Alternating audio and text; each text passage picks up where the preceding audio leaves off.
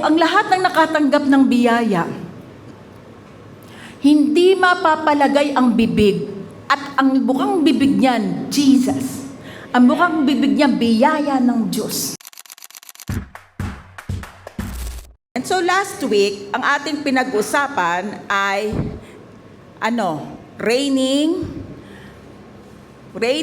through grace. Tayo po ay nasa series 2.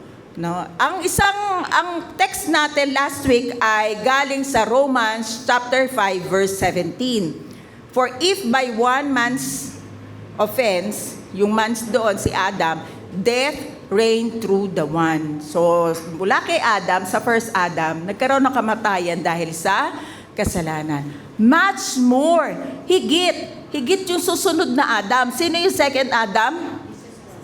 Okay, yung impluensya ni Jesus Christ ay much more doon sa ginawa ni Adam sa Garden of Eden. Much more those who receive abundance of grace and of the gift of righteousness. Sino naka-receive nito? Amen. Lahat tayo. Lahat ng tumanggap sa Panginoong Jesus bilang Savior niya o tagapagligtas niya. We receive the abundance of grace and the gift of righteousness. Ano mangyayari sa atin? Will reign in life through the one, Jesus Christ. So itong pangako ng Panginoon, na kapag tinanggap mo ang abundance of grace at ang gift of righteousness mula sa Panginoong Hesukristo, maghahari tayo sa buhay na ito. Kaya nga sabi ko kanina, di ba, even the world is getting darker and darker, tayong mga naniniwala sa Panginoon will reign. Magiging brighter and brighter ang buhay natin kasi nagre-reflect sa atin ang kabutihan at ang glory ng Panginoon. Amen? So ano yung mga key reigning in life? Number 1, sabay-sabay tayo, receiving all that Jesus accomplished for us at the cross. Number 2, receiving the abundance of grace. And number 3, receiving the free gift of righteousness. So, magre-reign ka sa buhay pag nasa iyo yung tatlo na yan. Ayon doon sa Romans chapter 5, verse 17. Balikan natin po yan sa YouTube at saka sa Facebook. I-upload din po yan para lalo nyong manamnam yung mga naituro last week. Today po, ang message ay is about living out your reign every day. Grace over sin. Gusto ko muna po sa inyo i-explain kung bakit ibinigay ang Mosaic Covenant or ang law. Kasi tayo, saan tayo under? Sa New Covenant. Under tayo sa grace, sa biyaya ng Diyos. Saan tayo galing? Sa law. Hindi tayo kabilang sa Hudyo. Kasi Mosaic Covenant yun. Totoo yun, hindi. Pero yung pagyayabang natin, yung self-righteousness natin, yun yung law para sa ating mga hentil. Hindi tayo kasama doon sa mga ng Israel. Totoo yun. Pero may sarili tayong yabang, tama? Dati. Kasi ngayon, hindi na natin pinagyayabang yung sa atin eh. Ang pinagyayabang na natin ngayon ay ang biyaya ng Panginoon. Amen? So when did the law of the Old Covenant begin? Kailan na ba nagsimula yung law ng Old Covenant? Alam nyo, nung una, nagkaroon kasi ng covenant si Abraham at saka ang Diyos. Ang tawag doon ay Abrahamic Covenant. Sabihin nyo nga, Abrahamic Covenant. Okay, galing yun si Abraham at ang Lord. Ang promise ng Lord kay Abraham, ibibless kita at gagawin kong great ang nation mo at ang future generation mo will also be blessed. Yan ang pangako ng Diyos. Basta't meron lang tayong relationship, basta't nagkakaintindihan tayo, susundin mo ako dyan saan. Yun ang tinatawag nating foretaste of grace. No, may biyaya na noon eh. Ngayon, nawala yung biyaya na yun kailan. Kasi ganito yun, nawala ang biyaya na yun dahil sa mga Israelita din, sa katigasan ng ulo ng mga Israelita.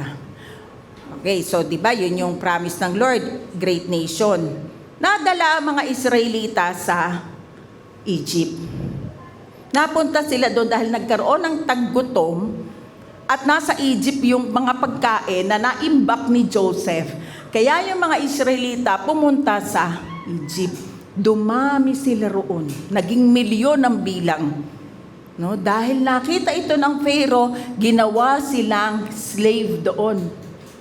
Ginawa silang mga alipin. At nakita ito ng Diyos. Naalala niya yung Abrahamic covenant.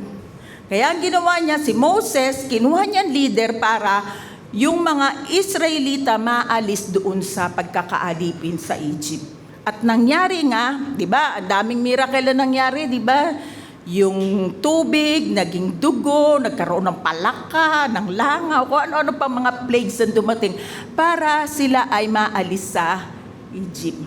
At sa wilderness, naranasan ng mga Israelites ang miracle ng Lord na even their food and water provided ng Lord. Diba umuulan ng ng mana sa heaven? Every morning yon, kukuha lang sila, parang ulan eh. At itatago lang yung yung para sa araw na iyon. Kakain sila dahil kinabukasan magpo-provide uli ang Panginoon. Kaya kita nyo, sabi ng Lord, do not worry about anything. Huwag kang magwo-worry. Every day may provision ang Panginoon sa atin, kagaya ng ginagawa ng Lord sa Israelites. Every day, nakikita mo, matutulog ka na lang, thank you Lord, natapos yung isang araw, may provision ka. So, ganun yung naranasan ng mga Israelita noon. No? Nasaksihan nila lahat ng milagro ng Panginoon. Ngayon, tignan natin bakit pumasok ang Mosaic Covenant. No? Basahin natin Exodus chapter 19 verse 1 to 8. Ang mga Israelita nakarating sa ilang ng Sinai noong unang araw ng 3 buwan buhat nang umalis sila sa Ehipto. 'Di ba dumaan pa nga sila sa sa Red Sea, 'di ba nahati pa yung dagat. So nandiyan na sila ngayon, nakawala na sila sa sa Egypt. Nakatawid na sila. Kaya nakakatuwa. Tayo kahit anuman, ang ganda ng kanta kanina, 'di ba? Kahit kailan di ka nagkulang. Tandaan ninyo, kahit dagat ang nasa harap mo, kaya ng Diyos hatiin yan para sa iyo. Amen? So, ganun yun. Kaya nakarating ng Israelita sa Sinai. Verse 2, mula sa Rephidim, nagpatuloy sila sa ilang ng Sinai at nagkampo sa tapat ng bundok. Nagkamp sila doon. Verse 3, si Moses naman ay umakyat sa bundok upang makipag-usap sa Diyos. Sinabi sa kanya ni Yahweh, ito ang sabihin mo sa angkan ni Jacob sa mga Israelita. So ito pinasasabi ng Lord. Verse 4, nakita ninyo ang ginawa ko sa mga Ehipsyo. Nakita rin ninyo ang mapanahon na dinala ko kayo rito tulad ng isang agilang nagdala sa kanyang mga inakay. So dito parang naglalambing yung Lord na ganito ko kayo ka-love. Sa mga Israelita, ganito ko kayo ka-love. Sabi niya, dinala ko kayo rito, nakita nyo naman, yung mga Egyptian, nung hinahabol kayo sa Red Sea, at nakatawid na kayo, ano nangyari sa dagat? Bumalik sa dati, so nalunod sila. Tama? Alam niyo po ba, lahat ng kayamanan ng Ehipsyo, mga kapitbahay nila, binigay yun sa Israelites, kaya nung umalis yung Israelites sa Egypt, mayaman eh. Tapos sabi ng Lord, para ba akong isang agila na may inakay, na pinoprotektahan ko kayo? Parang sinasabi niya, kayo yung mga anak ko. Kaya hindi ko kayo pababayaan. Parang ganyan sa simpleng pananalita ng Diyos. Parang ang lambing-lambing ng Lord. Na yun yung gusto niyang na hindi ko kayo pababayaan kasi mga inakay ko kayo. Parang ganun ang ibig sabihin ng Lord dyan. Next, kung susundin ninyo ako at magiging tapat sa ating kasunduan, ano yung kasunduan nila nung una? Abrahamic covenant, unconditional promise. I will bless you. Ano ibig sabihin ng Lord dyan? wala akong hinihiling sa inyo. Kahit anong gawin nyo, ibibless ko kayo. For taste of grace. No? Yan yung kasunduan nila noong una. Tapos sabi, kayo ang magiging bayang hinirang. Ang buong daigdig ay akin, ngunit kayo'y aking itatangi. Verse 6, kayo'y gagawin kong isang kaharian ng mga pari at isang bansang banal. Iyan ang sabihin mo sa mga Israelita. Ito ang sagot ngayon ng Israelita. Next. Kaya tinipon ni Moses ang mga pinuno ng Israel at sinabi ang lahat ng iniutos sa kanya ni Yahweh. And eto na po. Sabi ng mga Israelita, sila na may sabay-sabay na sumagot. Susundin namin ang lahat ng inuutos ni Yahweh. Susundin namin yan. Si Moses ay nagbalik kay Yahweh at sinabi ang tugon ng mga tao. Ano ibig sabihin? Kung sa unang basa, kung wala yung revelation, sasabihin nyo, okay, talaga mga Israelita, hindi. Alam ni Lord ang puso natin. Kahit may pinakakatago-tago tayo sa ating puso't isipan, alam ng Lord yan. Pagsagot ng Israelita na yan ay hindi dahil masunurin sila. Sila'y nagyabang. Ibigay mo lahat ng utos mo. Kaya namin yang sundin. Huwag kang mag-alala. Parang ganon, sa simpleng pananalita. Pagyayabang. Na alam naman ng Lord John. Nakita nila ng puso ng Diyos yung mga puso ng Israelita. Nagre-rebuild nga yan eh. After, alam nyo, umakyat sa parang, okay, sabi ng Lord, ibibigay ko ang kautosan. Kaya nyo palang sundin O sige, number 1, number 2, number 3, binigay ang 10 utos kay Moises. At nagulat ang mga Israelita. Alam niyo po ba, habang nasa bundok Sinai, Mount Sinai si Moses, sa ilalim, sa baba, talagang nakita niyo po ang pagre-rebelde ng mga Israelita. Kinuha nila yung lahat ng gold na galing sa Egypt, na meron sila gold, na meron sila. Tinunaw, ginawang golden calf, at iyon ang kanilang ginawang Diyos-Diyosan. Ang tagal-tagal naman ni Moses sa taas, gawa tayo ng Diyos-Diyosan. Rebellious, di ba? Alam ng Lord. So, yung palang sinabi niya, susundin namin, hindi pala totoo. Rebelde ang Israelita at alam ng Diyos yan. Kaya, ibinigay ang kautusan. Nakukuha? Nasusundan? Amen. So, dahil nga sa sinful nature na taglay ng mga tao, di ba napalitan yung nature ng tao? Simula nung kay Eva at kay Adan. Nagkaroon ng sinful nature kasi isinuko ng tao ni Adam ang authority niya kay Lucifer. Isinuko niya yun. Kaya yung nature ng tao, nagpa-under tayo ngayon, yung mga tao noon, nagpa-under sa darkness. Nagpa-under kay Satan. Under kay Satan. Kaya may sinful nature. Kaya naman yung mga gawi at gawa ng mga tao, nakikita yun. Kasi yung nature ng tao, nakikita yun sa gawi at sa gawa. At palalayo ng palala. Pansinin ninyo, ay dati hindi kami ganyan. Maano kami sa mga magulang, masunod kami agad. Pag umutos, kagad susunod. Ngayon, uso na ang wait. Diba? Bakit? Kasi nga, palala ng palala ang ugali ng tao dahil sa sinful nature. Praise God, wala na tayo sinful nature, baka akala nyo meron pa. Lahat ng tumanggap sa Panginoon ay bago ng nilalang. Hindi na tayo under kay Satan. Wala na ang sinful nature natin. Bago na tayo sa loob natin, we are holy and righteous. Nakukuha? So, bakit binigay ang kautusan? Kasi sa sinful nature ng tao, pasama na ng pasama. Para makontrol yung nature na yun sa tao. Amen? Nakukuha? So, ano ang purpose ba talaga ng law? Number 1, to break fleshly pride.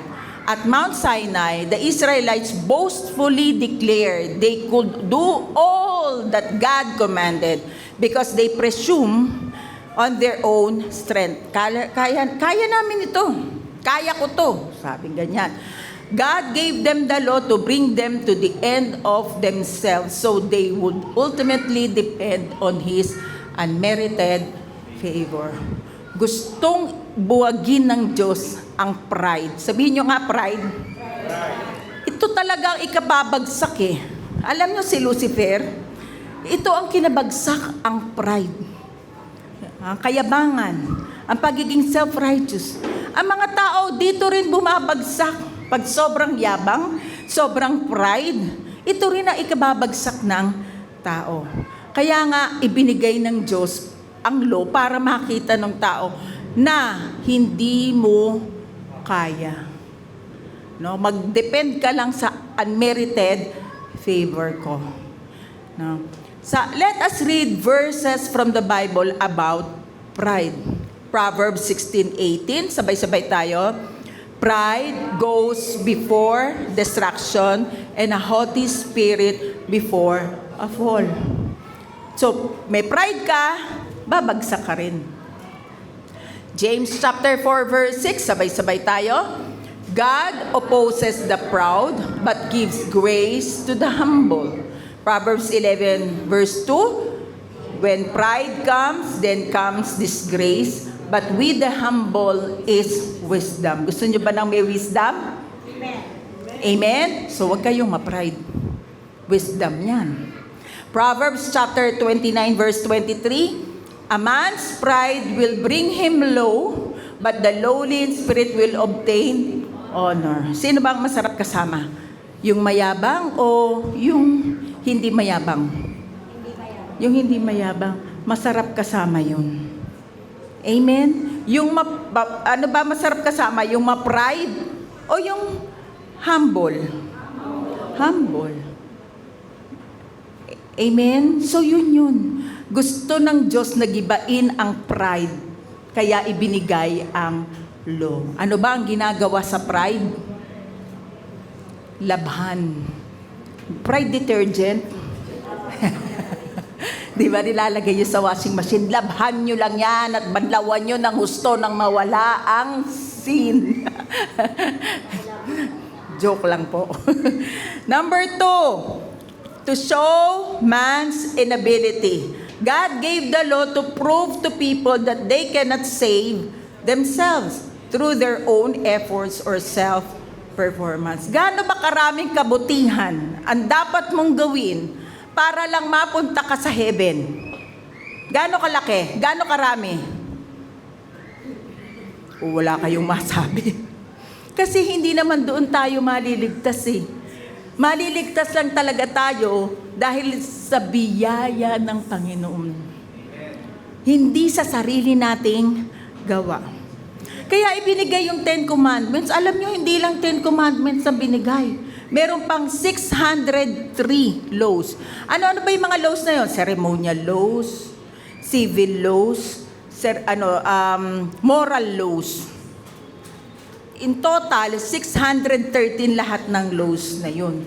Alam niyo po ba ang sabi sa James chapter 2 verse 10? Kung sinusunod mo nga lahat ng law na yan, yung batas na yan, yung moral laws na yan, o yung mga ano na yan, kung hindi mo nasunod ang isa, lahat yun, hindi mo na nasunod. Isa lang. O, di ba 603? O, nag-99% ka, 602 nasunod mo. Pero yung isa hindi. 0 ka pa rin. Hindi mo pa rin nasunod. Kaya agad-agad nag-utos ang Lord ng ng offering, altar offering, para tuwing hindi makasunod ang Israelita, mag-o-offer sila ng perfect na hayop para sila ay mapatawad ng Diyos. Amen? Nakukuha ba? Amen. Number 3, to bring about the knowledge of sin. The law serves as mirror. No, pagka may law, nalalaman mo nagkakasala ka, tama? to make people sin conscious and show them how far short they fall of God's perfect standard. Kapag kami batas, naaalala mo, ay nako, nagkamali ako. O eto na lang, kay Gabriel Guy.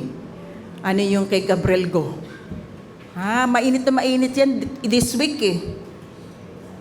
Diyan lang ako. Pero wala kang helmet.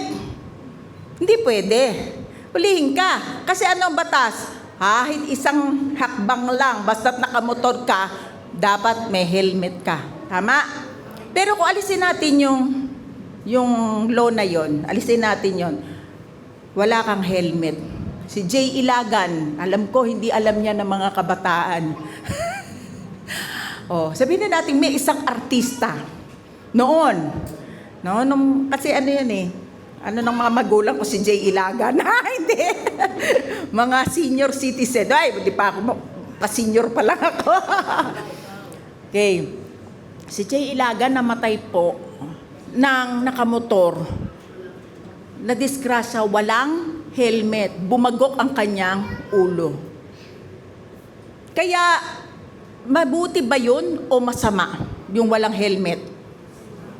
Masama kasi. Pwede ka madisgrasya eh. Tama ba? So, nilagyan ng law. Pagka hindi ka ngayon nag-helmet, ano na ngayon ang mirror nun? May kasalanan ako, hindi ako nag-helmet. Bakit? Wala. Makulit ako eh. So, ganun yung law. Mirror yon na masama iyan. Parang reminder, wag mong gawin iyan. Kasi ang dulot niyan, masama. Nakukuha.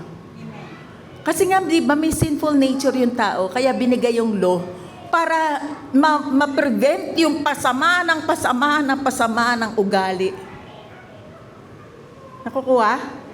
Amen. So, number 4, to point to grace. Para tayo ay i-point sa grace. Sino ba ang grace? Si Jesus. Para i-point tayo kay Jesus. Jesus is grace personified. Nabasahin natin, the law was only meant to be a temporary addition to reveal that true righteousness cannot be achieved through works, but is a free gift received through Jesus Christ. So, ang righteousness ay hindi mo ina-earn ng sayo lang. Ang righteousness sa harapan ng Panginoon ay free gift. Biyaya lang ng Panginoon yung righteousness na yun. Yung pagiging matuwid natin sa harapan ng Panginoon ay libre na binigay ng Lord sa atin. Amen? So, kaya nga sabi sa Romans chapter 8 verse 3, ang kautusan ay hindi makapag-aalis ng kapangyarihan ng kasalanan. So, holy ang mga law. Ang 10 Commandments, holy yan. Pero hindi yan maaalis ang ating kasalanan. Iga-guide lang tayo ng commandments. Sabi dyan, ulitin natin, ang kautusan ay hindi makapag-aalis ng kapangyarihan ng kasalanan sa ating buhay dahil sa kahinaan ng ating makasalanang pagkatao. Ano ba yung dating, nung hindi pa tayo tumatanggap kay Kristo, anong nature meron tayo? Sinful nature. Ang Diyos ang nag-alis nito nang isinugo niya ang sarili niyang anak sa anyo ng isang taong makasalanan upang handog para sa ating mga kasalanan. At sa kanyang pagiging tao, anong ginawa ni Jesus Christ? Tinapos na ng Diyos ang kapangyarihan ng kasalanan. So, hindi na tayo makasalanan. Tinapos na yan ni Jesus Christ. Bago ka nang nilikha. You are holy and righteous. Sabihin mo nga, I am holy and righteous. I am no longer a sinner. I am a child of God. Ilagay nyo yan lagi sa isip nyo. Ilagay nyo yan sa puso nyo. Sa makatuwid. Kung tapos na ang law, ang sinabi sa Galatians chapter 3 verse 24, therefore, the law our tutor, to bring us to Christ, that we might be justified by faith. Ulitin ko, the law was our tutor. Ano ba ginagawa ng mga tutor? Tutor in Greek is paidagogos, means legally appointed overseer, guardian, authorized to train, or bring up a child by administering discipline, chastisement, and instruction. Sa makabago nating pananalita, nani. Alam niyo yung nani? Yaya. Pero itong yaya na to, hindi basta-bastang yaya. Kasi siya yung magtuturo sa bata, magtututor sa mga academics, ihahatid sa school. Siya ang magpapalo ang bata pagka makulit. Kasi sa Greco-Roman society, ganun. No, may mga slaves sila na magsisilbing tutor ng bata. At kapag malaki na yung bata, stop na rin yun. Aalisin na rin yun. Kasi marunong na yung bata. Nakuha? Tayo, under dati ng tutor ng law. Pero nung dumating si Jesus Christ, hindi na natin kailangan ng law. Nakuha? Amen. Hindi na tayo under the law eh. Sana tayo under sa grace ni God. Romans chapter 6 verse 14. For sin shall no longer be your master, because you are not under the law but under grace. Hindi na tayo under do sa tutor ng law. No, parang hindi ka na dapat sabihan ng mga, wag mo tong gawin, wag mo yang gawin, wag mo dan ganyan, ganito. Hindi na tayo ganun eh. Kasi under na tayo sa biyaya ng Diyos. Meron na tayong Holy Spirit sa puso natin, sa born again spirit natin. So likas na. Kung anong nature ni God, yun na rin ang nature natin. Amen? Sa Tagalogin natin, hindi na kayo dapat pang pagharian ng kasalanan. Yamang wala na kayo sa ilalim ng kautusan, kundi nasa ilalim ng kagandahan loob ng Diyos. We were set free from sin. Pinalaya na tayo ng Panginoon. Hindi na tayo master ng kasalanan. Hindi na natin master si Satanas. Wala na tayo sa darkness. Nasa liwanag na tayo. Kaya mag-a-arise and shine tayo. Amen? Amen? Hindi na natin kailangan ang law dahil natural na sa atin yung bunga ng banal na espiritu. Ang naturalesa mo na ay hindi na para magkasala. Ang naturalesa na natin ay nasa Galatians chapter 5 verse 22 to 23. Ano ang dapat na naturalesa ng bawat beloved, ng bawat Kristiyano? Sabay-sabay tayo. Verse 22. 1, 2, 3. But the fruit of the Spirit is love, joy, peace, forbearance, kindness, goodness, faithfulness. Verse 23. Gentleness and self-control. O ano sinabi sa dulo? Against such thing, there is no law. Amen? Kapag iyan ang naturalesa natin, wala nang disiplina, wala nang batas na pwedeng ibagkaloob sa'yo o ibigay sa'yo. Bakit?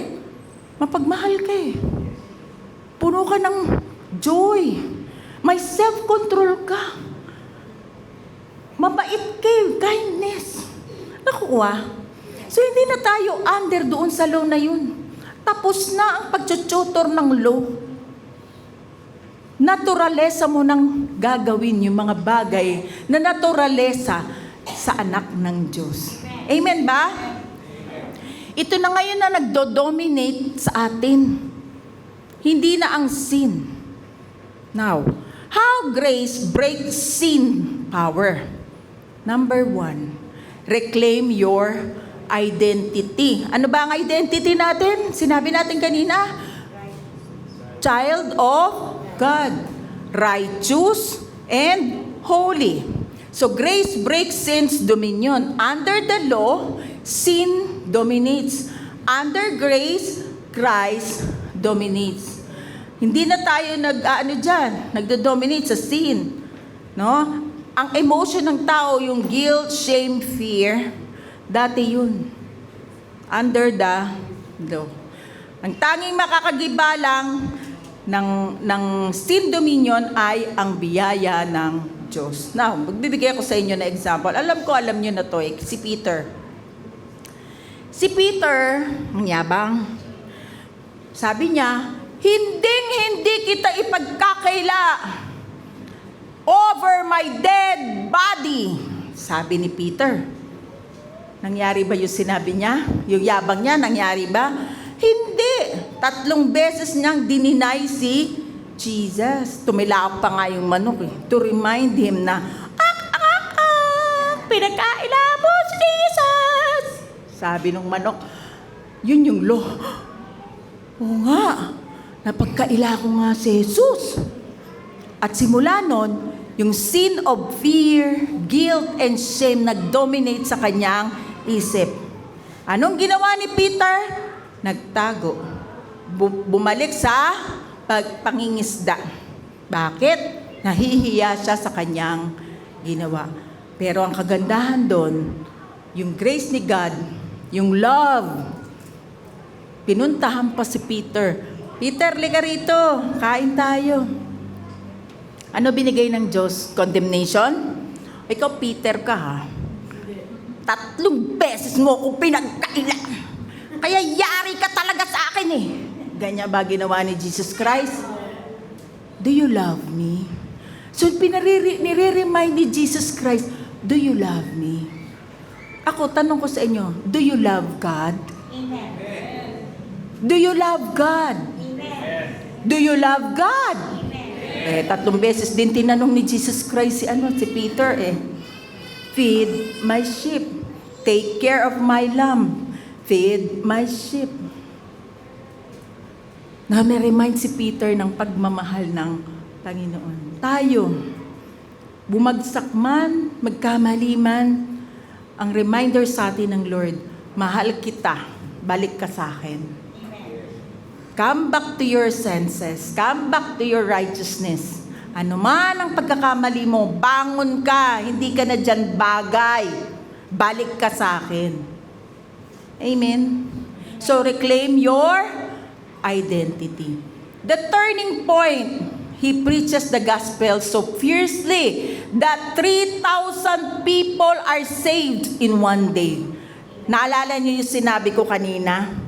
Sa Mount Sinai, sa ilalim, may gumawa ng golden calf. Sa galit ng Panginoon, pinadurog yung golden calf na yung pinauderized, pinakain sa mga Israelita. Ilan ang namatay? 3,000 namatay nung binigay yung law. Pero under grace, nung ipinreach ni Peter, after the Pentecost, pinreach ni Peter ang biyaya ng Diyos, ilan ang nasave? 3,000. So kung ano yung nangyari sa Old Testament, ni-reverse lahat yun ni Jesus Christ. Inulit, ni-reverse. Pati ang pagkapanganak natin, pagkalikha sa atin, ni-reverse yun.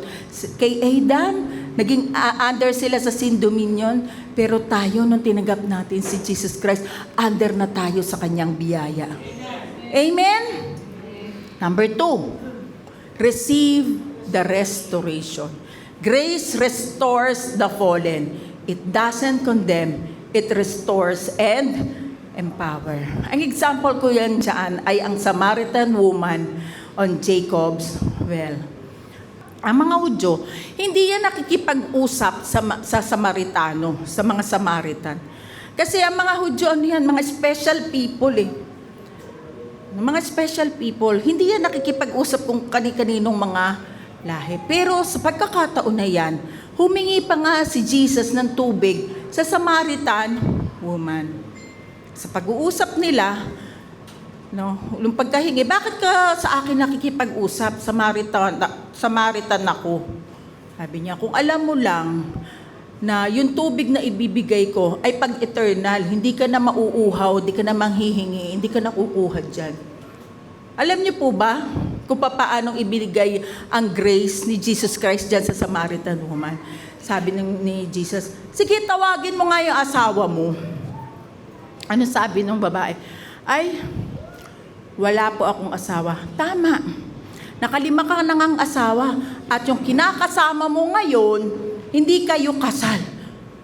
Nagulat ngayon sa Samaritan woman. Propeta to.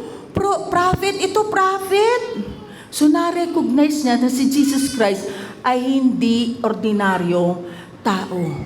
At dahil doon, una kinausap siya. Pangalawa, sinabi yung kanyang nakaraan, pero hindi siya kinondena ni Jesus Christ. Oy, ikaw, hindi ka talaga dapat makipag-usap sa akin kasi ikaw, nakikisama ka sa iba No, hindi man kayo kasal. Hindi siya kinondem na ganon. Pero anong ginawa ni Jesus Christ? Binigyan ng biyaya. Kaya sa sobrang tuwa ng Samaritan woman, lahat ng kapitbahay niya, in-announce niya, oy, nandito na yung Messiah na hinihintay natin, yung magliligtas sa atin. Siya ang naging first woman evangelist. Amen. Kaya palakpakan natin yung mga evangelist. Amen. Palakpakan nyo yung mga sarili nyo. Lahat ng mga nag-evangelize, lahat ng mga kahit yung mga simpleng conversation na ipinapasok mo si Jesus Christ, you are an evangelist. Hindi naman kailangan well-versed ka na, ganito, yun sa kapitulo, ganito. Yung madala mo lang yung isang tao na nahihirapan sa kanyang damdamin at ipinasok mo kay Jesus, pinag-pray mo, you are an evangelist. Amen. Amen? Amen. Hindi yung, may problema, ayoko lapitan. Baka ako'y maiyak din. Natakot ka. Ayoko makialam mo. Alam niyo po yung tapik lang sa shoulder, kapatid. Alam ko may mabigat kang, hindi mo man yan sabihin sa akin. Love ka ni Jesus. Pag-pray natin, ano man yan. O di magpag-pray kayo na ipasok mo ang Panginoon. Amen? So, ang lahat ng nakatanggap ng biyaya, hindi mapapalagay ang bibig at ang bukang bibig niyan, Jesus. Ang bukang bibig niya, biyaya ng Diyos. Kung baga dyan sa baka dyan sa EDSA, sabi nila masarap. Bukang bibig ng anak ko nung nakakain doon, ang sarap doon, mama, parang luto mo. Na-evangelize niya ako doon sa baka, doon sa Diba? Kasi pag kami masarap, hindi mo mapigil ang bibig mo na sabihan sa kapwa mo, mahal ka ng Diyos. Ano man ang pinagdadaanan mo, hindi ka pababayaan ng Diyos. Ano mang problema ang meron ka, kaya ng Diyos yan, basta ibigay mo sa Panginoon. Cast your cares upon Him, for He cares about you. Sa panahon natin ngayon talaga, lalo na, tumataas na naman ang gasolina, tumataas na naman ang LPG. Kung meron man, kaibigan mo man yan, stranger man yan, share Jesus to them. Amen. Amen? Number 3, resist the culture. Grace empowers holy living. Grace teaches me. Grace strengthens me. Sabay-sabay nga tayo dun sa dulo. Grace teaches me. Grace strengthens me. Ang biyaya ng Diyos ang magtuturo sa atin. Hindi na law. Wala na yung curse sa atin. Kasi under the law, mayroon yung kaakibat na sumpa. May kaakibat na parusa. Tayong nasa biyaya, wala na sa atin yung curse. Kasi kinuha na yung curse ni Jesus Christ. Wala nang parusa. Kasi pinarusahan na si Jesus Christ sa krus ng Kalbaryo. Pag tayo pa ay pinarusahan, double jeopardy na yun. Ang sabi nila, may katuruan, na okay, after mong magtanggap sa Panginoon, kailangan gawin mo to, gawin mo yan. Kung di maiiwan ka sa rapture, ano pa yung ginawa ni Kristo sa krus ng Kalbaryo? Tinapos na niya yung judgment para sa atin. Pagdating natin sa heaven, Bema judgment na lang yun. Ano yung Bema judgment? Awarding ceremony for beloved. Amen? Oo, may panghusga pa, may husga pa. Nandun na tayo. Kinuha na tayo. Yung maiiwan dito, under wrath. Yun yung paparusahan. Yun yung ihuhusgahan. Meron pa bang salvation sa after rapture? Meron, pero sobrang hirap. Mahirap pa na ipasok mo yung sinulid sa karayom siguro 1,000 times. Kaya ngayon is the day of salvation. Maawa kayo sa mga taong hindi pa nakakatanggap kay Kristo. Oo, alam nila about Jesus, pero wala silang tunay na relasyon sa Panginoon. It's illegal sa atin na hindi man lang natin maakay yung mga wala pa kay Kristo. Now, example, tingnan niyo po itong ginawa ni Paul sa Thessalonica. Okay, ano ba ang Thessalonica? Ito po ay isang city, booming city. It was a massive, wealthy seaport and the capital city. It was crowded, fast-paced, and highly influential. Itong Thessalonica na ito, parang New York. New York, New York. Ano ibig ko sabihin? Mayaman na city. So booming siya. Ano pa? Pero diyan sila ay brainwashed. They worship the Roman Emperor as God. Naku, yung kanilang emperor. Kaya tayo dito, hindi tayo mag-uusap kung sino ang gusto nyo talagang, kung pink ba kayo, blue ba kayo, red, violet, black, kung anong kulay man.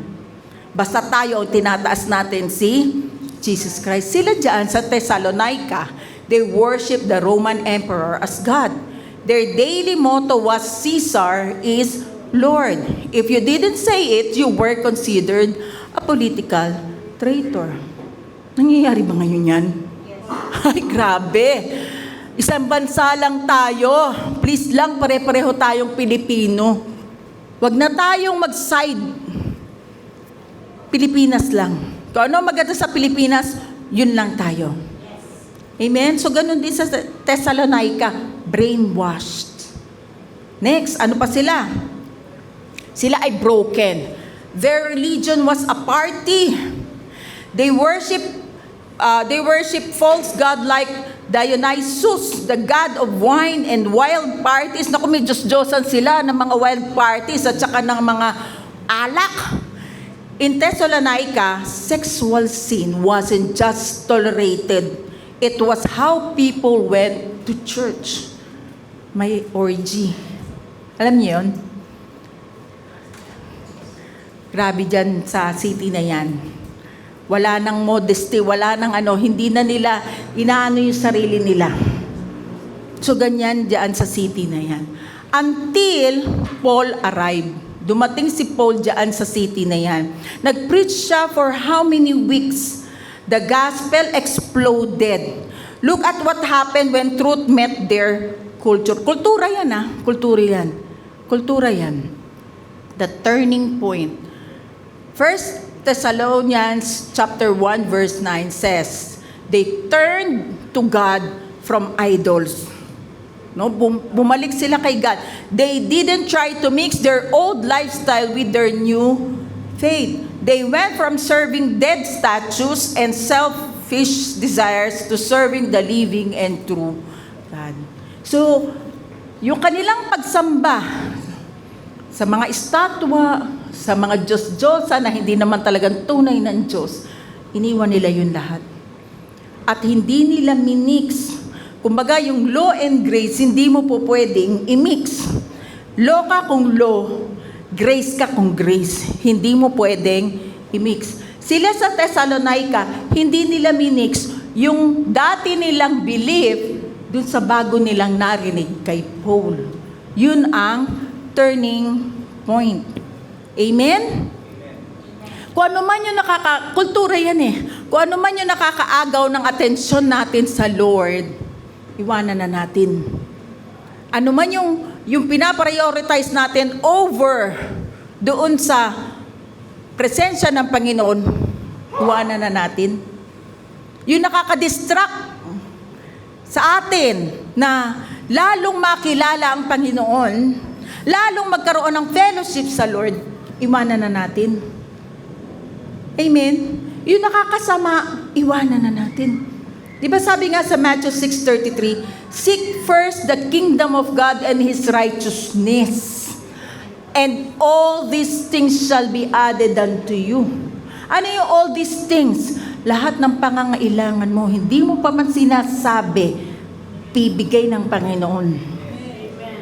Kapag inuna mo ang blessor kesa sa blessing, mag-o-overflow kahit hindi mo pa man pinapanalangin. Pag nakita ng Lord, nakita ng ating Ama sa langit na kailangan mo to, nakita na ang puso mo, nakahanda ng ibigay sa iyo yun. Huwag tayong tumingin sa material na bagay. Lagi nating isipin, i-focus ang ating isip sa Diyos. Amen? Lalo na ngayon, nalalapit na talaga ang pagbabalik niya. Sunod-sunod na lindol, sunod-sunod na pagputok ng bulkan, war dito, war doon. Labas ka lang na bahay, susundo lang ng bata, patayan dito, patayan doon. Bomba rito. No? Kanila meron lang po teacher na nagsabi sa akin, may threat sa mga school na baka daw merong dahil mag-i-exam yata. May threat na barilan. Siyempre yung takot doon. Tatandaan natin, just focus on Christ. Manalangin tayo palagi. Pray without ceasing. Lagi ko sinasabi sa inyo, kung meron kayong gift of tongue, pray in the Spirit. Amen? Hindi pa man nangyayari, hindi pa man nagaganap dahil you are praying in the Spirit, na ipag-pray mo na. Hilingin niyo sa Panginoon, hilingin mo sa Holy Spirit na magkaroon ka ng gift na yun. Amen? Amen. Yes. No, Ephesians chapter 4 verse 27, sabi ganon, don't give the devil a foothold. Ibig sabihin, wag mong hayaan ang devil na pumasok sa iyo. Bakit nagkakaroon ng mga pangit na sitwasyon sa Kristiyano? Sabi niya, pinagpala na daw ako, tapos ganito nangyari sa akin. Ano ba sinabi sa Ephesians? Don't give the devil a foothold. Baka hindi yan ang kalooban ng Diyos. Amen? So kahit ano man ang gusto mo, ano man ang plano mo, ipagdasal mo sa Panginoon para ikaw ay magabayan. Amen? So get rid of anger, of bitterness, ano man yung sama ng loob. Kasi mabigat yan sa loob eh. At hindi na tayo doon. Yung galit, tanggalin nyo na yan. Para rin sa'yo yan. Para rin sa kalusugan mo. Amen? Amen. Kung ano man ang i-offer ng mundo, kung ano man ang uso ngayon, ano ba uso ngayon sa industry ng mga showbiz? Kung ano man yung, ngayon nga daw, nagpo-promote ang isang maganda at magaling na nagpo-promote daw ng sugal. Uso man yan, wag na. Wag tayo maging materialistic. Amen? Katulad ng culture ng Thessalonica, binago nila. Alisin natin yun. Kung ano uso kasi ngayon yung, kung marami ang gumagawa, parang nagiging tama. Hindi na tayo doon. Binago na tayo ng Panginoon. Amen? Kaya nga, just choose Jesus. Piliin mo ang biyaya ng Diyos sa buhay mo na maging maayos, maging masigla. At ang sabi nga sa Titus chapter 2 verse 11 to 12, I'm beginning to close. Sabay-sabay po tayo. For the grace of God has appeared that offers salvation to all people. 12, lakasan natin. It teaches us to say no to ungodliness and worldly passions and to live self-controlled, upright, and godly lives in this present age. Ano daw sabi? Say no. Pag mali, say no. Pag makakasama sa'yo at sa kapwa mo, say no. Pag yung uso, pangit, hindi maganda, ungodly, say no. Amen? Amen. Now, representative na tayo ni Jesus sa mundong ito.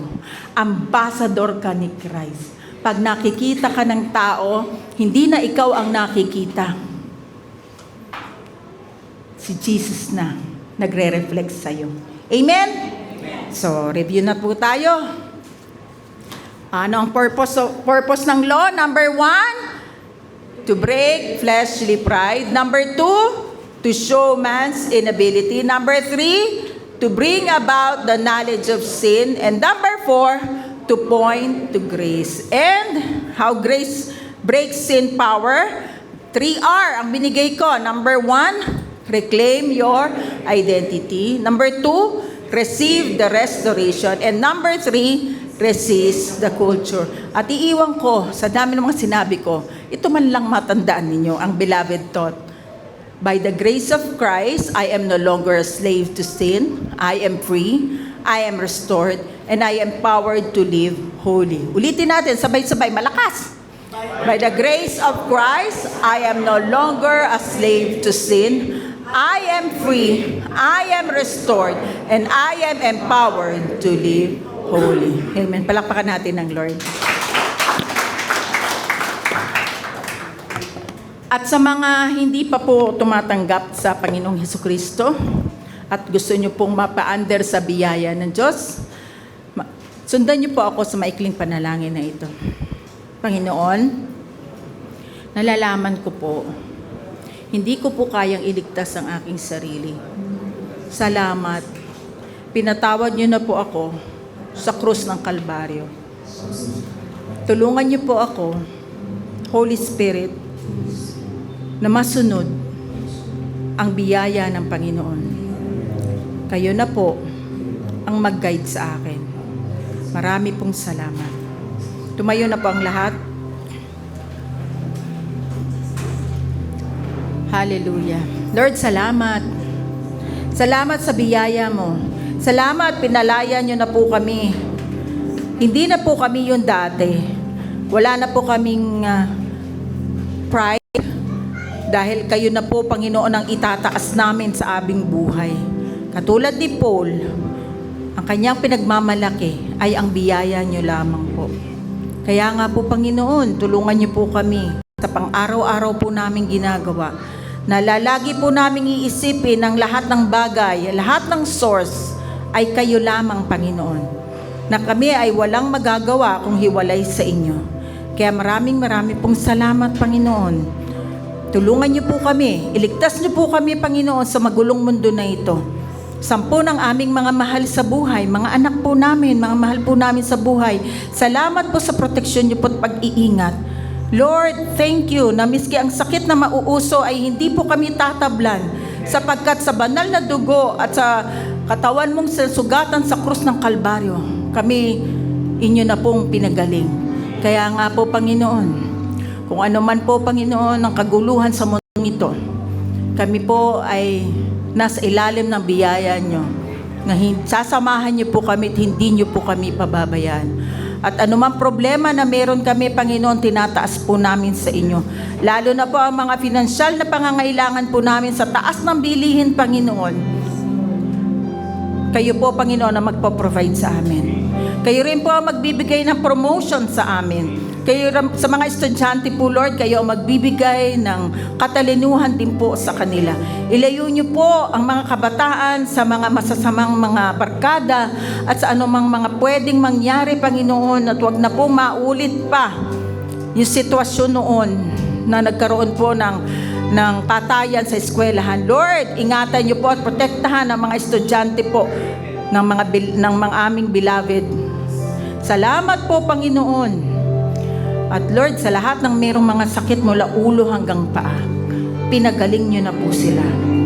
Kaya sa pangalan ni Jesus, lahat ng sakit na meron ka sa katawan, bukol, high blood, cancer, diabetes, rayuma, migraine, o anumang mga sakit na meron ka, in Jesus' name, sa pangalan ni Jesus, umalis ka sa katawan na ito. Spirit ng infirmity, spirit ng illness, sa pangalan ni Jesus, lumayas ka sa katawan ng mga kapatiran ko, in Jesus' name.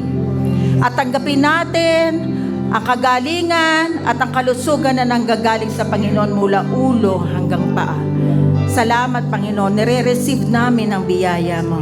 Nire-receive namin ang protection mo. Nire-receive namin, Panginoon, ang inyong mayamang pagpapala. Kami po'y malakas, malusog, masigla, mayaman, pinagpala in Jesus' name. Ang lahat ay magsabi ng Amen.